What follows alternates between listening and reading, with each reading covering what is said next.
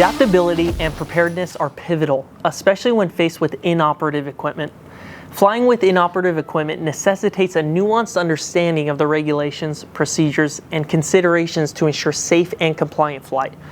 Whether it's a minor instrument malfunction or a more complex system failure, knowing how to address these situations is paramount.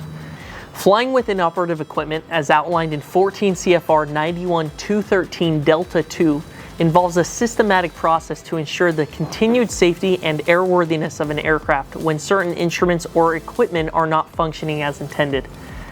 This regulation provides specific criteria that must be met for such inoperative items.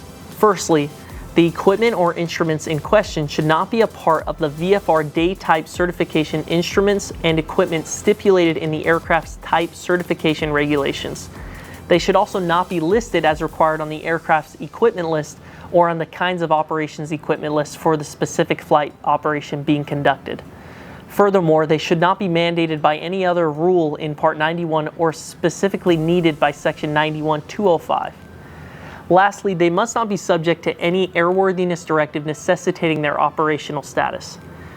If the inoperative instruments or equipment do not meet any of these criteria, they can be either removed from the aircraft with the cockpit control placarded to indicate their status and maintenance recorded according to Section 43.9 of the regulations, or they can be deactivated and placarded as inoperative.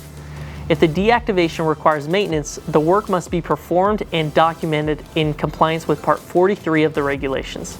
This systematic approach ensures that aircraft can continue to operate safely and efficiently when certain equipment or instruments are temporarily non-functional, all while maintaining transparency and accountability in the aircraft's maintenance records.